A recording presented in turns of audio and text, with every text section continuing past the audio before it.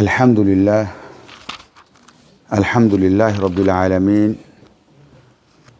والعاقبۃ للمتقین والصلاة والسلام علی افضل الانبیاء والمرسلین محمد وعلی آلہ وصحبہ ومن تبعہم بإحسان الی یوم الدین سبحانک لا علم لنا الا ما علمتنا انک انت العلیم الحکیم اللہم صلی علی نبینا محمد وعلی آلہ وصحبہ ومن تبعہم ومن والاہم الی یوم الدین۔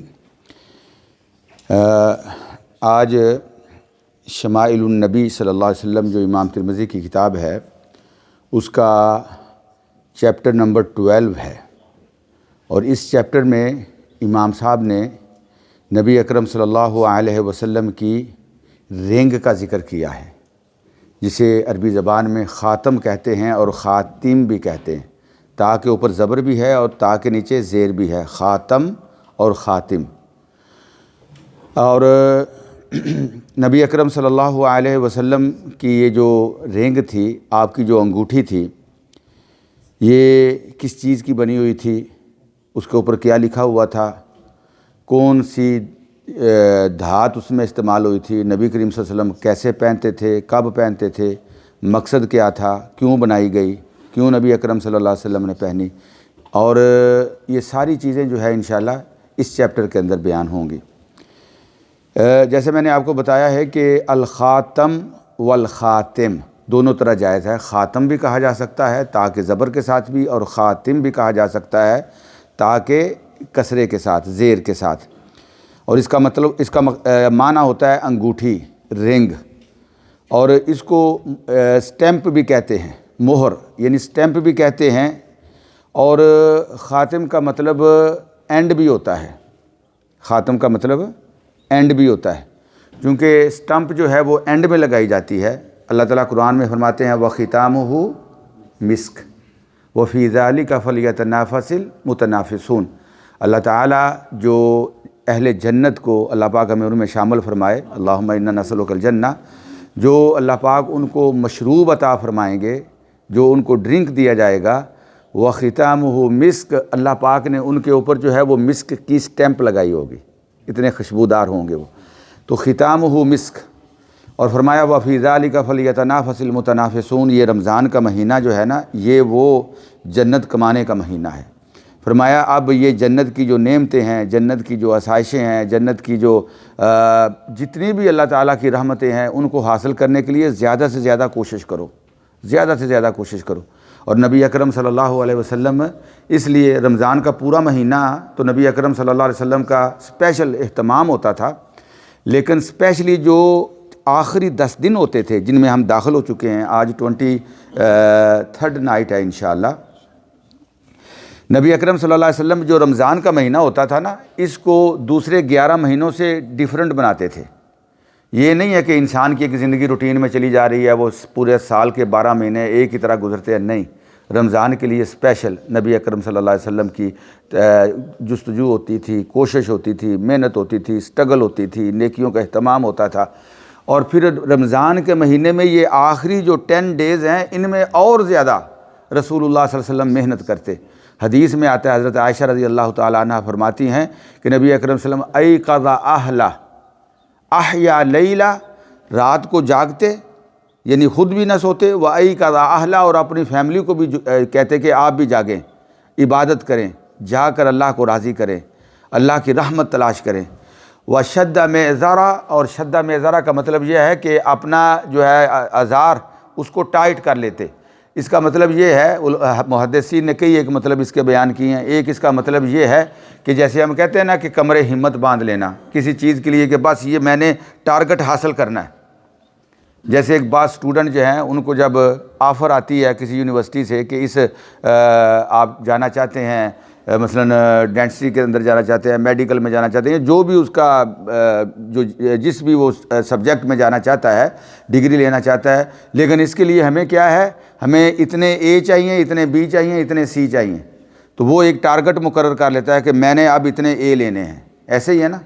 تو اسی طرح ایک بندہ اپنی زندگی میں کوئی ٹارگٹ، کوئی گول جو ہے وہ اپنے لیے فکس کر لیتا ہے کہ میں نے یہ گول اچیو کرنا ہے۔ اسی طرح نبی اکرم صلی اللہ علیہ وسلم نے ہمیں یہ بتایا ہے کہ رمضان کے یہ جو آخری 10 دن ہیں ان میں ہم ایک گول جو ہے وہ اس کو اپنا ٹارگٹ بنا لیں، ایک ٹارگٹ جو ہے اس کو ہم اپنے سامنے رکھیں، اور وہ ٹارگٹ کیا ہے؟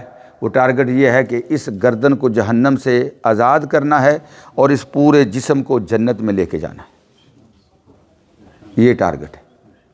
اور یہ ٹارگٹ جو ہے، اللہ اکبر، رمضان کی ہر رات لاکھوں کروڑوں بندوں کو اللہ تعالیٰ جو ہے وہ جنت کا داخلہ نصیب فرماتے ہیں، لاکھوں کروڑوں لوگوں کو جہنم سے بچایا جاتا ہے۔ تو عرض میں یہ کرنا چاہتا ہوں کہ خاتم یا خاتم جو ہے اس کا مطلب اینڈ بھی ہوتا ہے، انجام بھی ہوتا ہے، اور الختم عربی زبان میں ایسی چیز کو کہا جاتا ہے الختم۔ جو لوگ تھوڑی بہت عربی جانتے ہیں ان کو اس بات کا علم ہوگا، الختم جو ہوتا ہے نا اس کا مطلب ہوتا ہے سٹیمپ، جس سے کسی چیز کو کے اوپر جو ہے وہ سٹیمپ لگائی جاتی ہے، مور لگائی جاتی ہے، اور اس کی جمع جو ہے وہ خواتم بھی آتی ہے، خواتین بھی آتی ہے، اور اس کا جو مؤنث ہے وہ ہے الخاتمہ، اور اس کی جو جمع ہے وہ ہے خاتمات۔ تو نبی اکرم صلی اللہ علیہ وسلم کی جو رینگ تھی اس کے بارے میں سب سے پہلی بات تو یہ ہے کہ حلقۃ ذات فص من غیرہا، رینگ جو ہوتی ہے وہ ایک گول راؤنڈ شکل کی ہے جو اپنے ہاتھ میں اپنے فنگر میں پہنی جاتی ہے، تو وہ جو ہے نبی اکرم صلی اللہ علیہ وسلم کی چاندی کی بنی ہوئی تھی، جس کو ہم سلور کہتے ہیں، سلور کی بنی ہوئی تھی، اور اس میں یعنی رینگ کے اوپر جو ہے فص کہتے ہیں عربی زبان میں نگینے کو، اوپر جو وہ لگا ہوتا ہے نا، چھوٹا سا سٹون لگا ہوتا ہے، پتھر لگا ہوتا ہے جس کو ہم نگینہ کہتے ہیں، وہ اس کو جو ہے وہ فص کہتے ہیں عربی زبان کے، فا صاد فص۔ تو اللہ کے نبی صلی اللہ علیہ وسلم کی وہ جو انگوٹھی تھی وہ اس میں وہ نگینہ بھی لگا ہوا تھا، پتھر بھی لگا ہوا تھا، اور وہ پتھر آگے تفصیل آتی ہے، اور بعض احادیث میں آتا ہے کہ وہ پوری کی پوری چاندی کی تھی، پوری کی پوری سلور کی تھی، اس کے اوپر جو ہے لکھا ہوا تھا، اس کے اوپر جو ہے وہ لکھا ہوا تھا، کیا لکھا ہوا تھا یہ انشاءاللہ ابھی آگے حدیث میں آتا ہے کہ اللہ کے نبی صلی اللہ علیہ وسلم کی جو رینگ تھی وہ کیسی تھی، کس چیز سے بنی تھی، کیا لکھا ہوا تھا، کب اللہ کے نبی صلی اللہ علیہ وسلم پہنتے تھے، کیوں اللہ کے نبی صلی اللہ علیہ وسلم نے پہننا شروع کی، اور آپ صلی اللہ علیہ وسلم کے بعد وہ کس کے پاس گئی، اور جب اللہ کے نبی صلی اللہ علیہ وسلم نے اس رینگ کو بطور اسٹیمپ کے استعمال کیا تو کن کن لوگوں کو خط لکھے، کن کن کو لیٹرز لکھے، اور کیا طریقہ کار تھا اس وقت، اور لیٹرز میں کیا تھا، یہ ساری چیزیں ہم انشاءاللہ اس چیپٹر کے اندر ڈسکس کریں گے۔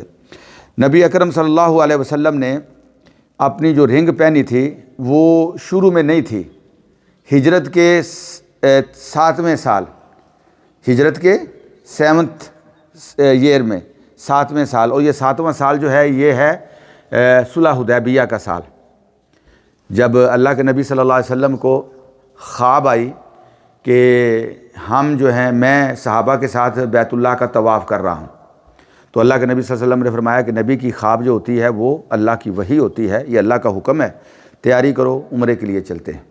لیکن جب اللہ کے نبی صلی اللہ علیہ وسلم عمرے کے لیے گئے، جانور لے کے گئے، اور جب حدیبیہ کے مقام پہ پہنچے تو مشرکین مکہ کے پاس تھا اس وقت کنٹرول مکے کا، انہوں نے نبی اکرم صلی اللہ علیہ وسلم کو مکہ آنے سے روک دیا، انہوں نے آپ کو انٹر نہیں ہونے دیا، انہوں نے کہا جی نہیں، ہماری اجازت کے بغیر آپ کیسے آ سکتے ہیں۔ تو پھر یہ بہرحال وہاں پہ اللہ کے نبی صلی اللہ علیہ وسلم نے ان کے ساتھ صلح کی، جس کو صلح حدیبیہ کہتے ہیں، جس کا قرآن مجید میں ذکر ہے، لقد رضی اللہ عن المؤمنین اذ یبایعونک تحت الشجرۃ فعلم ما فی قلوبہم فانزل السکینۃ علیہم واثابہم فتحا قریبا۔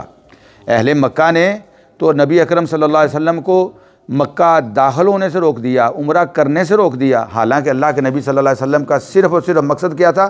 عمرہ کرنا، اس کے علاوہ کوئی اور آپ کا مقصد نہیں تھا، لیکن انہوں نے روک دیا، اور اللہ تعالیٰ نے اس موقع پہ اللہ کے حکم سے جو نبی اکرم صلی اللہ علیہ وسلم نے صلح کی، ٹھیک ہے، اور ان سے معاہدہ کیا، ایگریمنٹ کیا کہ اس سال ہم واپس چلے جاتے ہیں، اگلے سال ہم عمرہ کرنے کے لیے آئیں گے، اگلے سال ہم عمرہ کرنے کے لیے آئیں گے۔ تو اللہ کے نبی صلی اللہ علیہ وسلم نے ایگریمنٹ کیا، صلح کی، اور صحابہ کرام رضوان اللہ علیہ مجمعین کہنے لگے یا رسول اللہ ہم جو ہے اس وقت ہماری تقریباً تعداد جو ہے وہ 1400 کے قریب ہے، یا رسول اللہ صلی اللہ علیہ وسلم ان کی کیا ضرورت کہ یہ ہمیں منع کریں، آپ آگے بڑھیں، ہم جو ہے جا کے عمرہ کرتے ہیں۔ نبی اکرم صلی اللہ علیہ وسلم اپنی زندگی میں ہمیشہ صلح کو پسند کرتے تھے۔ اللہ کہتا ہے وَإِن جَنَحُوا لِلسَّلْمِ فَاجْنَحْ لَهَا وَتَوَكَّلْ عَلَى اللَّهِ، اگر کوئی صلح کا ہاتھ آگے بڑھائے تو صلح کر لو اور اللہ پہ چھوڑ دو، اللہ پہ توکل کر لو۔ جو اللہ کے حکم کو سامنے رکھ کے صلح کرتا ہے اللہ کبھی اس کو نقصان نہیں پہنچنے دیتا۔ فَتَوَكَّلْ عَلَى اللَّهِ، اللہ پہ بھروسہ کرو۔ تو نبی اکرم صلی اللہ علیہ وسلم نے صلح کر لی، اور اس صلح کو اللہ کا قرآن جو ہے وہ فتح عظیم قرار دیتا ہے۔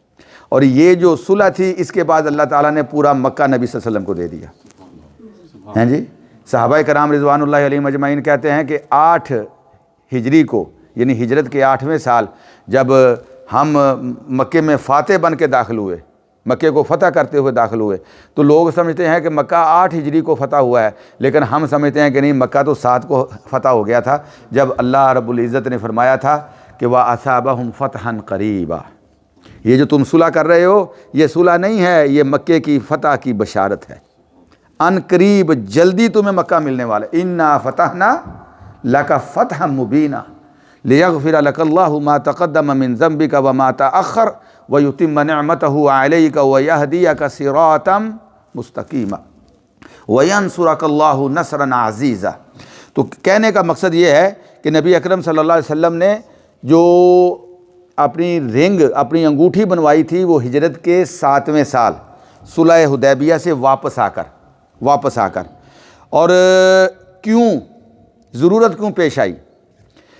ضرورت اس لیے پیش آئی کہ اللہ کے نبی صلی اللہ علیہ وسلم جب واپس آئے، تشریف لائے، تو آپ نے فرمایا کہ اب اللہ تعالیٰ نے آپ کو ایک مشن دیا تھا نا، یا ایھا الرسول بلغ ما انزل الیک من ربک، اے میرے نبی، اے میرے رسول صلی اللہ علیہ وسلم، یہ جو اللہ نے تمہیں مشن دیا ہے، یہ جو تمہیں میسج دیا ہے، بلغ، اس کو آپ ڈلیور کر دو، پہنچا دو، اور آپ یاد رکھو کہ آپ کو کوئی نقصان نہیں پہنچا سکتا۔ واللہ یعصمک من الناس، کوئی آپ کو جو ہے نقصان نہیں پہنچا، اللہ آپ کی حفاظت کرنے والا ہے، اللہ آپ کے ساتھ ہے۔ یعصمک من الناس، اللہ آپ کو لوگوں سے بچانے والا ہے۔ اب تو اس کے بعد اللہ کے نبی صلی اللہ علیہ وسلم نے فرمایا کہ اب میں جتنے یعنی عرب کے راؤنڈ میں جتنے کنگز تھے، ہیں جی، بڑے بڑے سردار تھے، بڑے بڑے بادشاہ تھے، اللہ کے نبی صلی اللہ علیہ وسلم نے ان کو لیٹر لکھنا شروع کیا، ان کو لیٹر لکھنے شروع کیے۔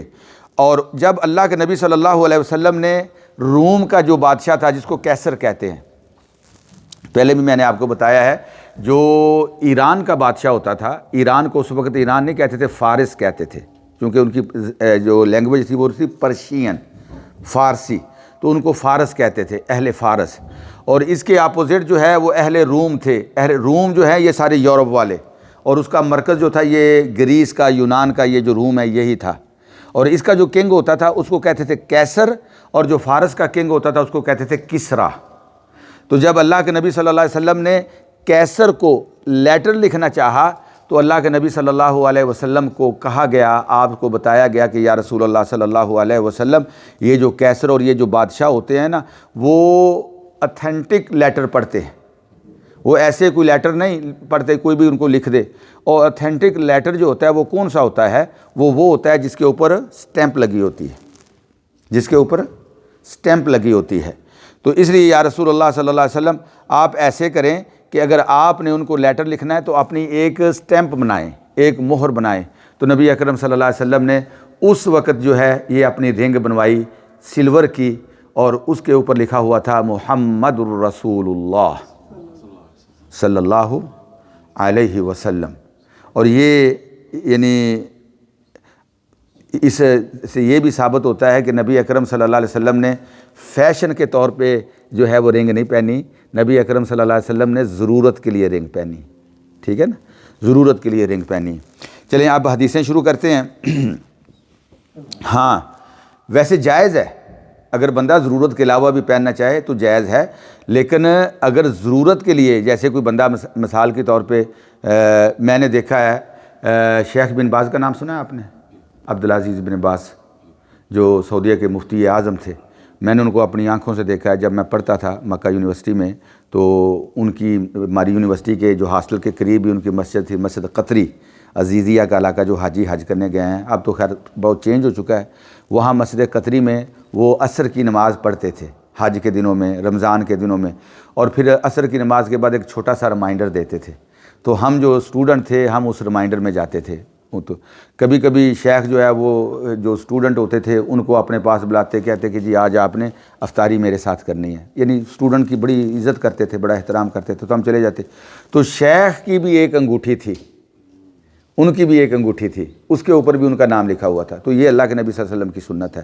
اور اگر ضرورت کے لیے کوئی, کیونکہ وہ نبینے تھے, بلائنڈ تھے, وہ بلائنڈ تھے, وہ سائن نہیں کرتے تھے, وہ اپنی انگوٹھی لگاتے تھے, انگوٹھی ان کے پاس ہوتی تھی.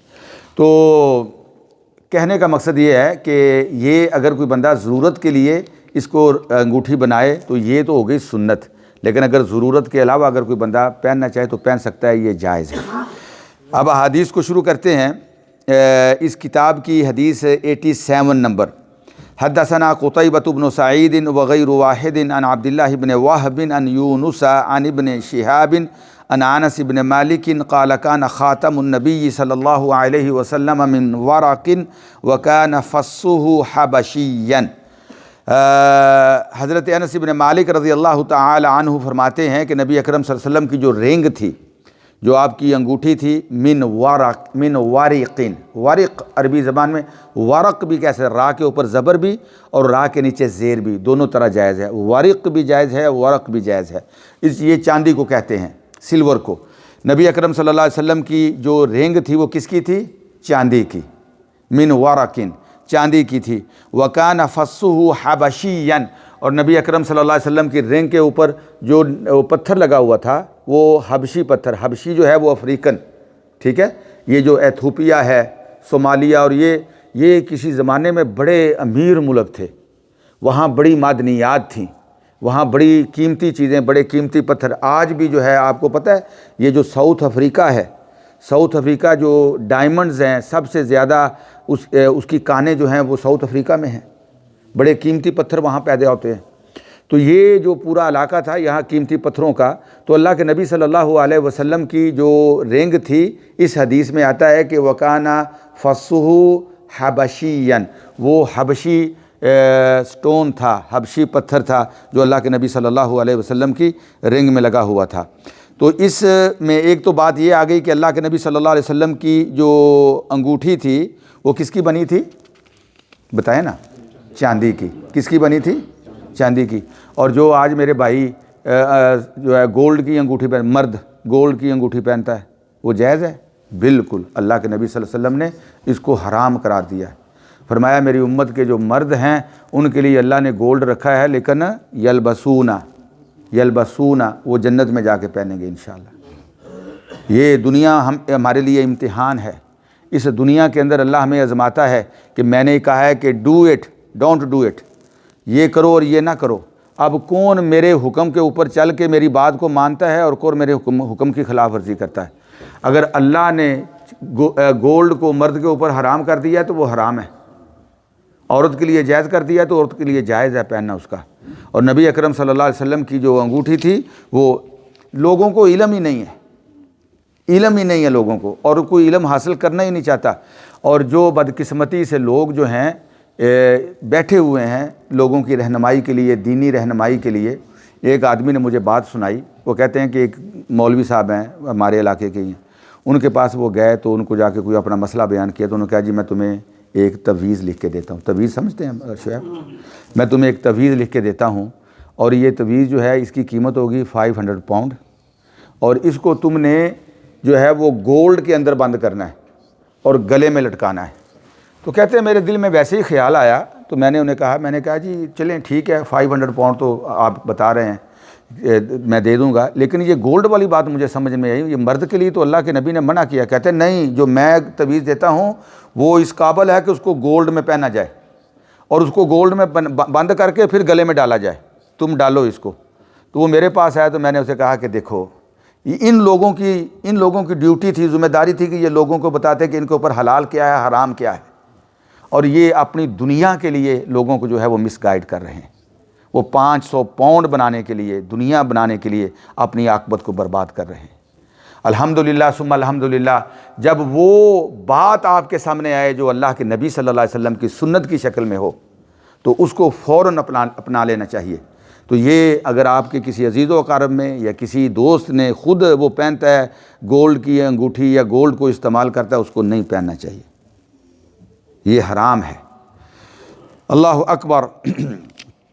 اچھا، مرد کے لیے چاندی کی، سلور کی انگوٹھی پہننا جو ہے یہ جائز ہے، اور نبی اکرم صلی اللہ علیہ وسلم کی وہ جو انگوٹھی تھی اس کا جو ہے وہ کیا جو نگینہ تھا، اس کا جو سٹون تھا وہ حبشی پتھر تھا، جو ایک قیمتی پتھر ہوتا ہے۔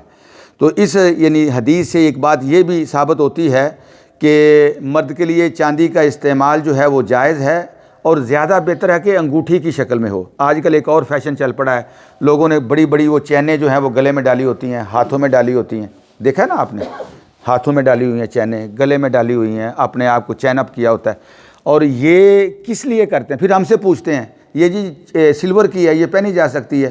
میں کہتا ہوں ساتھ دوستوں کو، میں کہتا ہوں دیکھو ہمارے لیے جو ہے ایک ہم امتحان کی، یہ دنیا کی زندگی جو ہے یہ امتحان ہے۔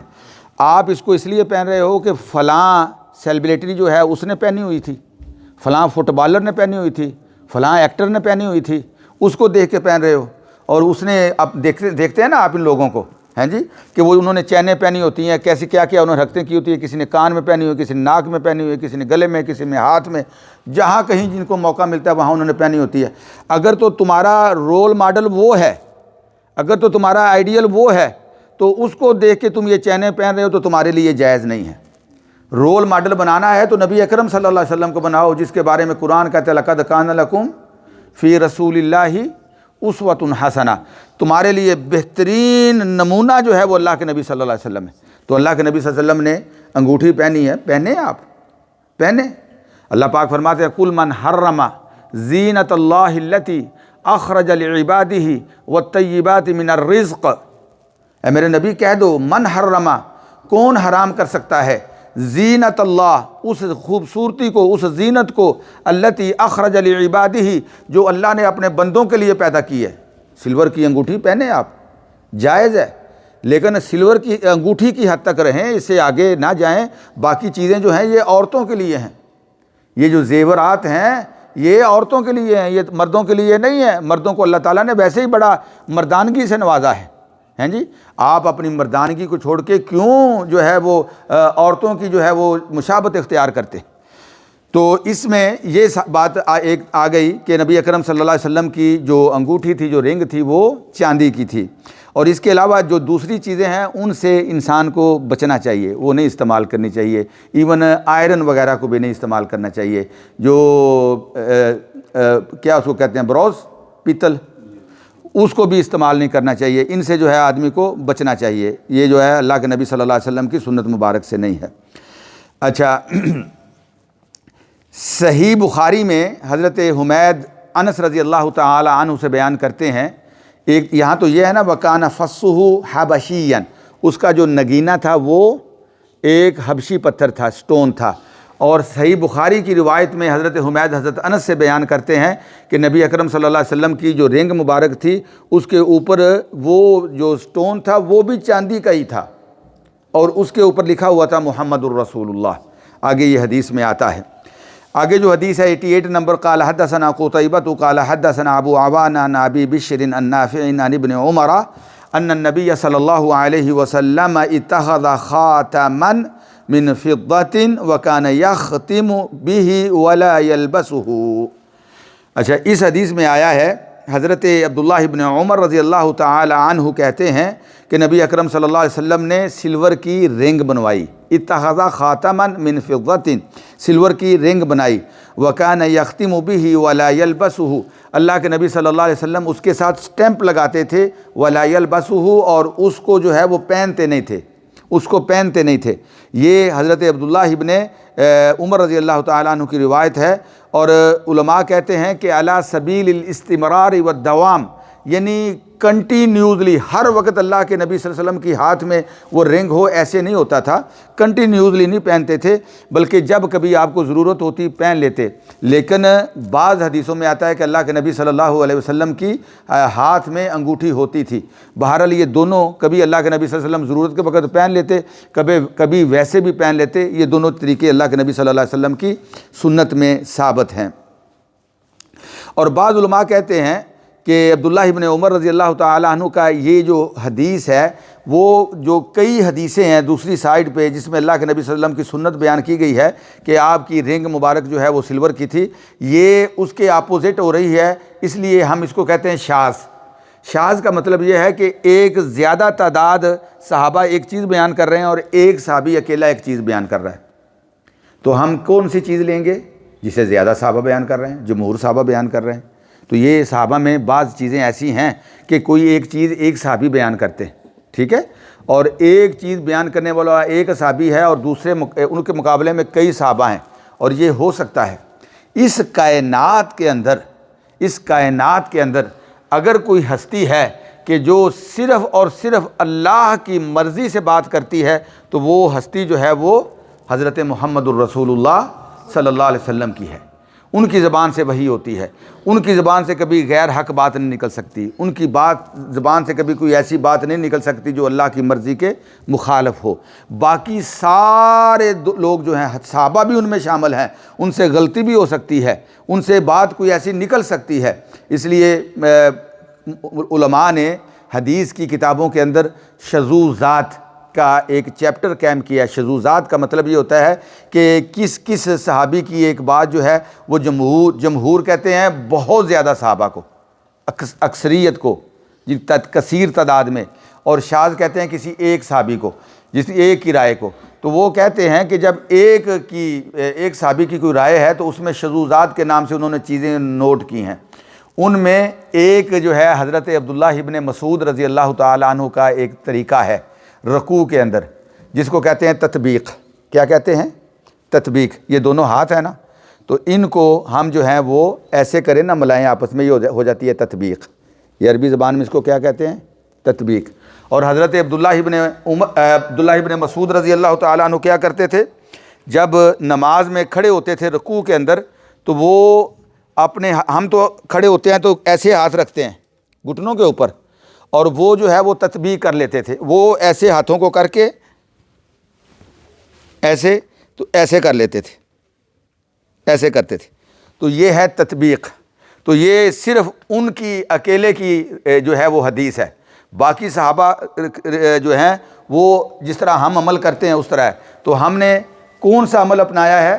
جو جمہور صحابہ کا ہے۔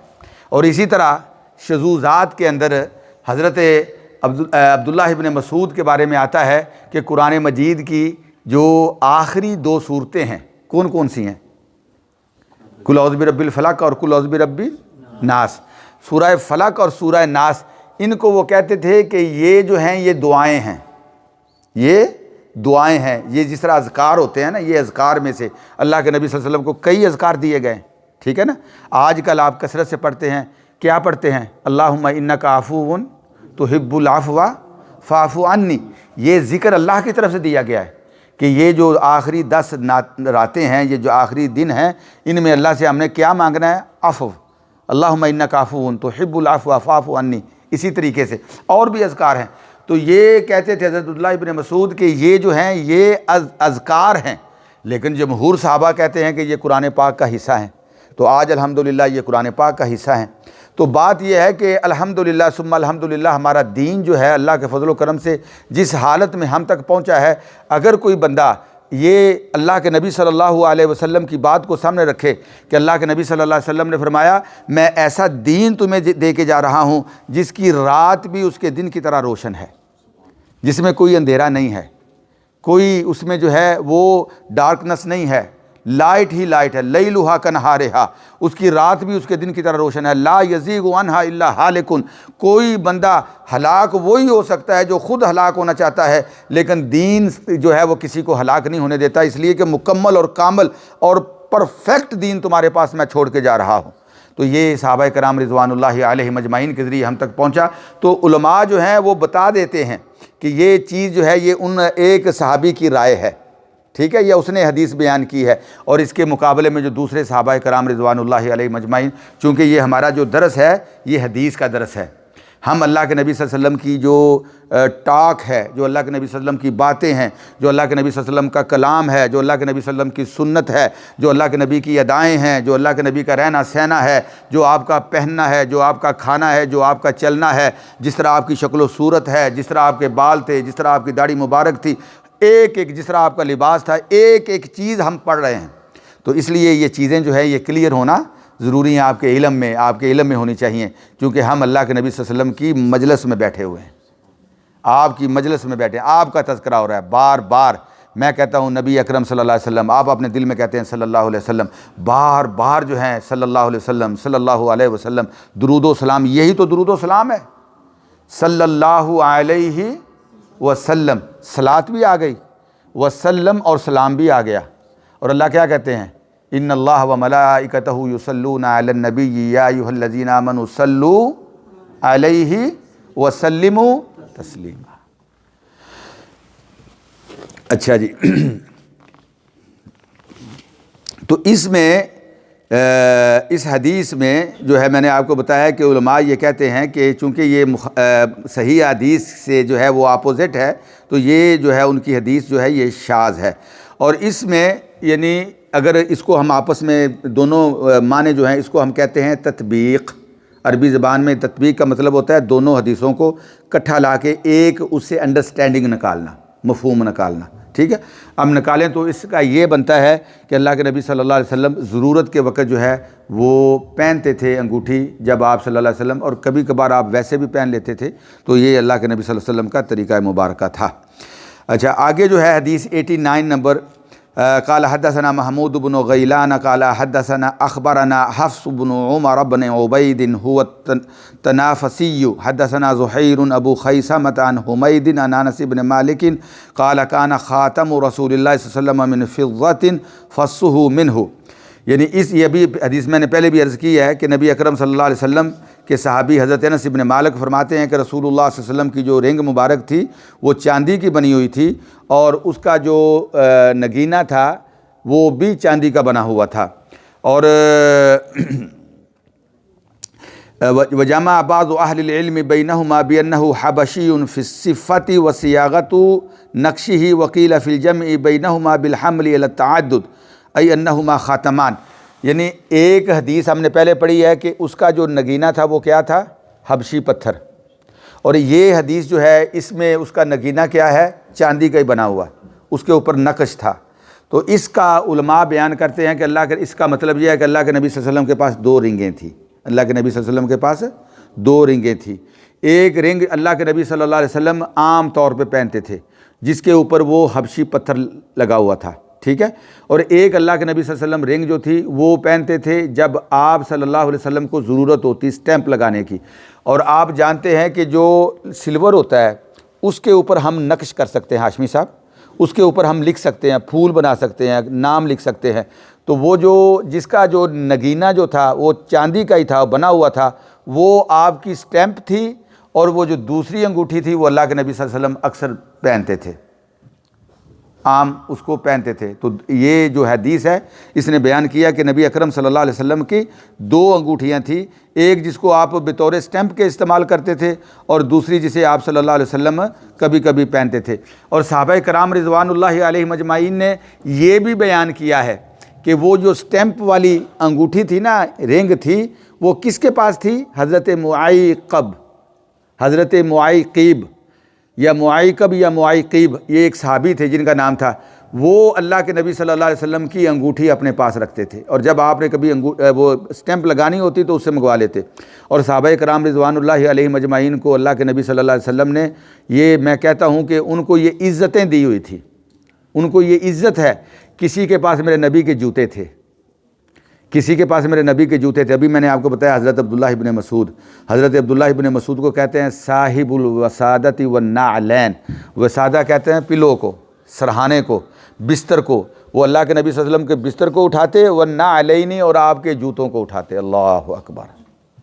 اور حضرت ثوبان مولا رسول اللہ وہ نبی اکرم صلی اللہ علیہ وسلم کا جو پانی والا برتن ہوتا ہے جسے آپ وضو فرماتے اس کو اٹھاتے تھے.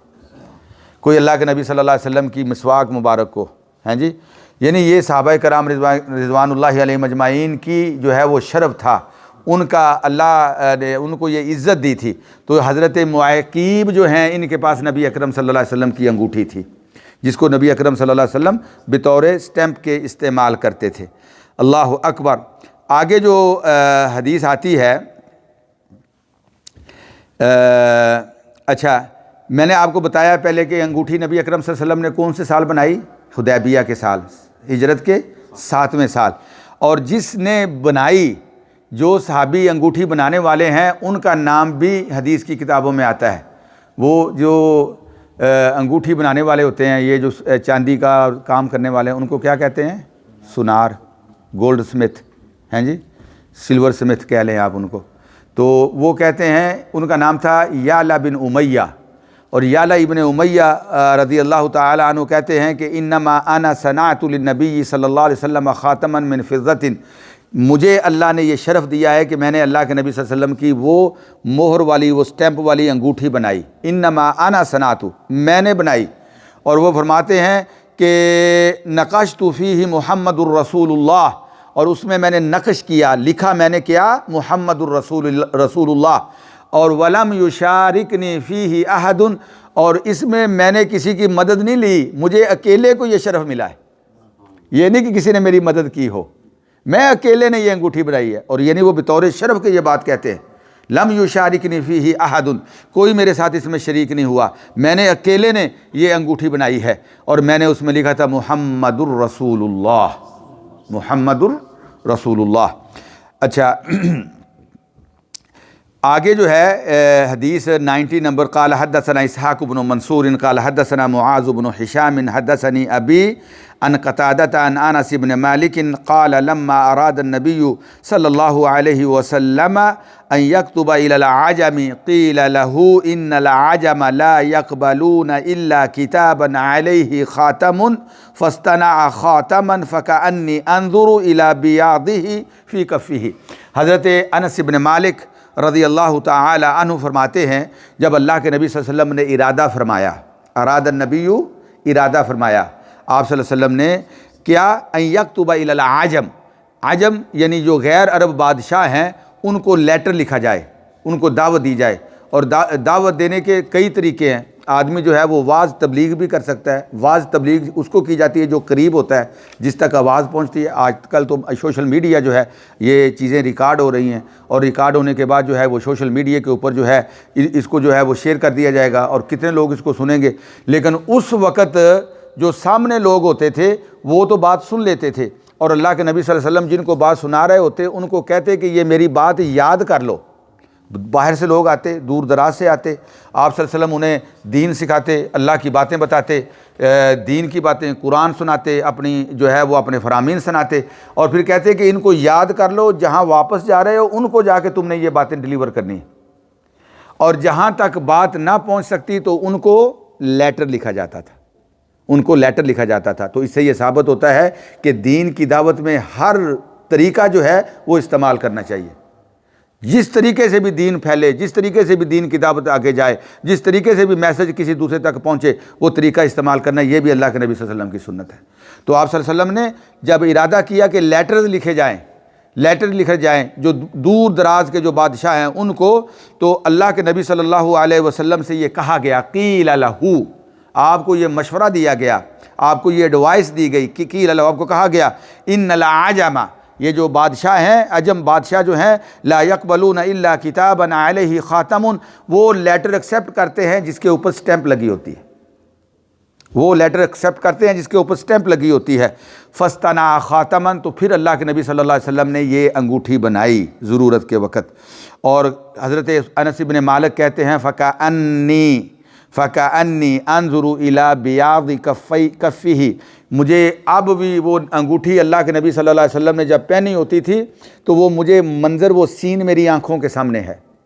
كَأَنِّي أَنظُرُ إِلَى بِيَاضِ، بیاض کہتے ہیں وائٹنس کو، آپ صلی اللہ علیہ وسلم کے یہ ہاتھ کی جو سفیدی ہے، جو وائٹنس ہے، اور یہ اوپر والا جو ہاتھ ہے اس کی جو سفیدی ہے، کأنی انظرو، مجھے آج بھی میری آنکھوں کے سامنے ہے، وہ گویا کہ میں اپنی آنکھوں سے دیکھ رہا ہوں اللہ کے نبی صلی اللہ علیہ وسلم کے ہاتھ مبارک کی سفیدی کو اور اس انگوٹھی کو جو آپ نے پہنی ہوئی ہوتی تھی۔ تو دیکھیں اس میں یہ بھی صحابہ کرام رضوان اللہ علیہ مجمعین کی یہ ایک کیا کہتے ہیں، ان کو اس بات پہ اللہ جزا دے کہ انہوں نے نبی اکرم صلی اللہ علیہ وسلم کی باتوں کو کیسے یاد کیا، کیسے ہم تک پہنچایا۔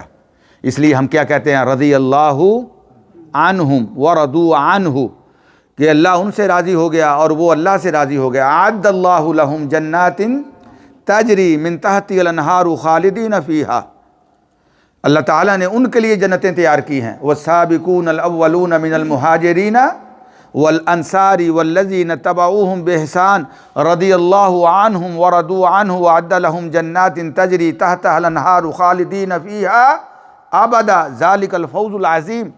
بڑے بدبخت ہیں وہ لوگ، بڑے بدقسمت ہیں وہ لوگ جو اس نورانی جماعت کو صحابہ کرام رضوان اللہ علیہ مجمعین کے بارے میں بد زبانی کرتے ہیں، جو ان کو برا بلا کہتے ہیں، جو صحابہ کرام کی کردار کشی کرتے ہیں، فلاں صحابی یہ کیا، فلاں صحابی وہ کیا، فلاں صحابی وہ کیا۔ اور جب اللہ کے نبی فرما رہے ہیں کہ میرے اللہ نے یہ فرمایا ہے، من رعانی، جو ایک دفعہ حالت ایمان میں مجھے دیکھ لیتا ہے اور حالت ایمان میں اس کی موت ہو جاتی ہے، اللہ پاک نے اس کے وجود پہ جہنم کی آگ کو حرام کر دیا ہے۔ جب اللہ نے یہ بات کہہ دی، نبی نے یہ بات فرما دی، تو تم یہ اس دور کے اندر سوشل میڈیا کے اوپر بیٹھ کے بکواس کرتے ہو صحابہ کرام رضوان اللہ علیہ مجمعین کے بارے میں۔ اللہ کی قسم، ان کے لیے جو اللہ تعالیٰ نے قرآن میں وعدے کیے ہیں، جس طرح میں نے یہ آیتیں پڑھی ہیں، حافظ آپ کے سامنے بیٹھا ہوا ہے، اس سے پوچھیں جو میں نے قرآن کی آیتیں پڑھی ہیں، تو یہ قرآن کی آیتوں میں اللہ نے ان کے ساتھ وعدے کیے ہیں، کس کے؟ جنتوں کے، اپنی رضا کے، اپنے خوشی کے۔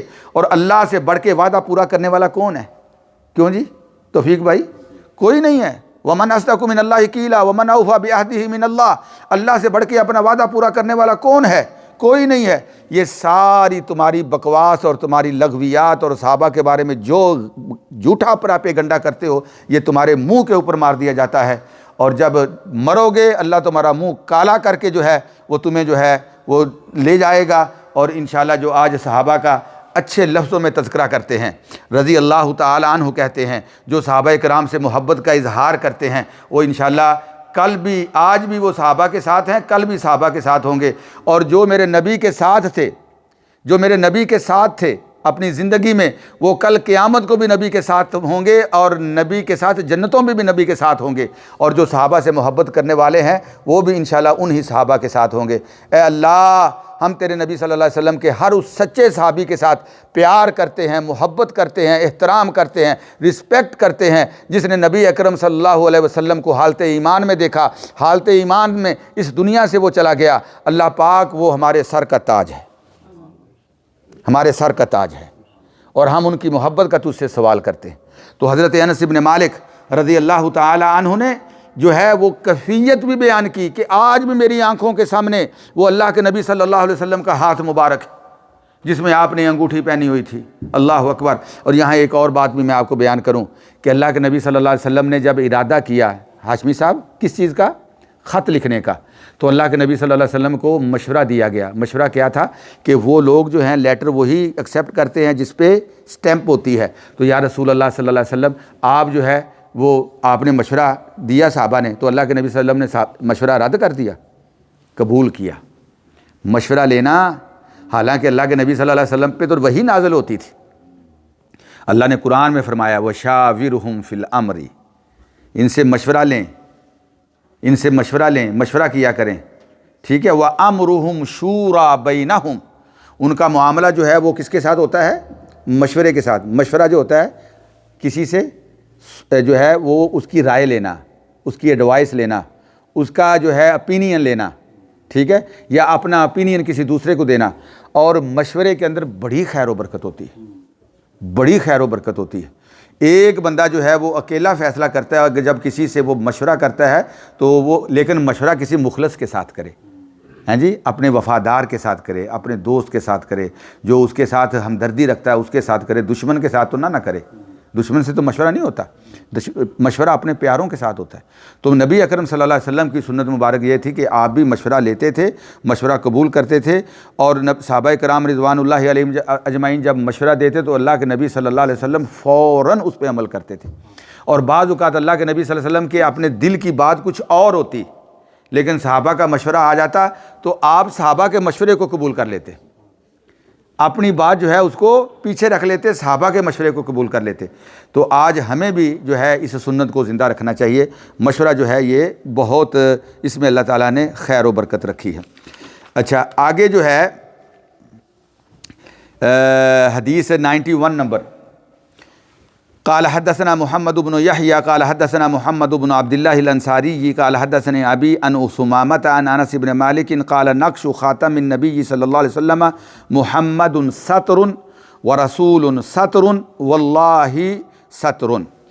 اچھا، نبی اکرم صلی اللہ، حضرت انس بن مالک کہتے ہیں کہ نبی اکرم صلی اللہ علیہ وسلم کی جو رنگ تھی اس کی 3 لائنز تھیں۔ کتنی لائنیں تھیں؟ 3 لائنیں تھیں، جو اس کے اوپر سٹیمپ بنی ہوئی تھی، اس کی 3 لائنیں تھیں۔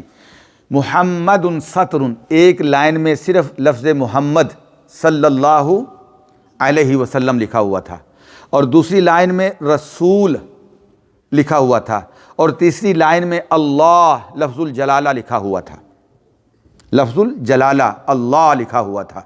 اور اس میں بھی علماء نے بیان کیا ہے کہ اس کی ترتیب کیسے تھی۔ اور آج جو ہمارے پاس لیٹر جو نبی اکرم صلی اللہ علیہ وسلم نے، انشاءاللہ یہ نیکسٹ میرا ہوگا نا درس، وہ میں آپ کو لیٹرز کے بارے میں بتاؤں گا کہ اللہ کے نبی صلی اللہ علیہ وسلم نے کن کن کو لیٹر لکھے اور ان لیٹروں میں کیا لکھا۔ وہ بھی بڑا آپ ذرا ٹائم نکالیے گا، انشاءاللہ عید سے پہلے ہے نا ہمارا، عید ہو سکتا ہے کہ کدوں جی ہو سکتی ہے، ہاں تسی 2 دن اگے جا رہے جے، 12 دن 10 دیے تسی 2 دن، تانوں کی گل ہے، کوئی عید چنگی نہیں لگتی؟ اللہ بہتر جانتا ہے، لیکن یہ ہے کہ اگر تعداد 30 ہوئی نا، اگر تعداد رمضان کی 30 ہوئی، جو لگتا یہی ہے کہ 30 ہوگی، تو کیونکہ پچھلے 2 مہینے جو ہیں وہ 29 کے ہوئے ہیں، تو اگر 30 تعداد ہوئی تو انشاءاللہ عید جو ہے وہ وینسڈے کی ہوگی، 10 کی، تنوں 2 دن پہلے عید دے دینے، تو وینسڈے کی ہوگی۔ تو انشاءاللہ اس طرح ہمارا جو منڈے جو ہے نیکسٹ وہ عید سے پہلے ہے، تو وہ آپ نے انشاءاللہ تشریف لانی۔ تو اس میں آپ کو جو ہے وہ لیٹروں کے بارے میں بتاؤں گا۔ تو آج جو ہے میں نے یہاں تک ہم پہنچے ہیں کہ اللہ کے نبی صلی اللہ علیہ وسلم کے جو رنگ مبارک تھی اس پہ لکھا ہوا تھا محمد الرسول اللہ، محمد ایک لائن میں، رسول ایک لائن میں، اور لفظ اللہ ایک لائن میں۔ اور اس کی ترتیب کیسے تھی؟ تو اس میں محدثین نے 2 مختلف رائے بیان کی ہیں۔ کچھ محدثین کہتے ہیں کہ وہ نیچے سے اس کا آغاز ہوتا تھا، محمد صلی اللہ علیہ وسلم نیچے تھا، رسول مڈل میں درمیان میں، اور لفظ اللہ اوپر ٹاپ میں، اس طرح تھا محمد الرسول اللہ۔ اور بعض محدثین کہتے ہیں کہ نہیں، اوپر سے تھا محمد الرسول اللہ، اور دونوں یہ صحیح ہے، لیکن وہ جو لیٹر جس کی ہمارے پاس جو کیا کہتے ہیں کاپی ہے، جو آپ صلی اللہ علیہ وسلم نے لیٹر لکھا، اور وہ لیٹر جو ہے اس میں جو سٹیمپ لگی ہوئی ہے، اس کی جو ترتیب ہے وہ یہی ہے کہ وہ نیچے سے محمد الرسول اللہ، نیچے لفظ محمد ہے، درمیان میں رسول ہے، اوپر جو ہے وہ لفظ اللہ ہے۔ تو انشاءاللہ نیکسٹ ہمارا جو درس ہوگا وہ لیٹرز کے بارے میں اور اس ترتیب کے بارے میں ہم کریں گے۔ جزاکم اللہ خیراً و بارک اللہ فیکم۔ اپنی یہ جو ماشاءاللہ یہ جو 10 دن ہیں، بلکہ اب تو 10 بھی نہیں رہ گئے، آج ہم نے 23 آج بھی قدر اپنا کیا کہتے ہیں اس کو طاق رات ہے، ہو سکتا ہے کہ یہ قدر کی رات ہو، اللہ بہتر جانتا ہے۔ تو الحمدللہ تیزی کے ساتھ جو ہے وہ اللہ کے فضل و کرم سے رمضان کی فیوز و برکات ہم سمیٹ رہے ہیں۔ تو اللہ تعالیٰ سے جہاں اپنے لیے دعا کریں، ہمارے لیے بھی دعا کریں، اپنے سارے مسلمان بھائیوں کے لیے دعا کریں، فلسطین کے مسلمانوں کے لیے دعا کریں، ساری دنیا کی جہاں اللہ کے نبی صلی اللہ علیہ وسلم کی امت بستی ہے ساری امت کے لیے دعا کریں، اور اللہ سے اپنے لیے ایمان اور دین کی سلامتی، دنیا کی سلامتی، خیر و عافیت، اپنے بچوں کے لیے خیر و عافیت، رزق کی جو ہے وہ حلال رزق، حرام سے بچنا، اور زبان اعمال کا جو ہے وہ خالص اللہ کے لیے ہونا، منافقت سے بچنا، اور زبان کی جو ہے وہ صداقت، جو ہے زبان کا سچ، یہ ساری چیزیں اللہ سے مانگے۔ جزاکم اللہ خیراً و بارک اللہ فیکم۔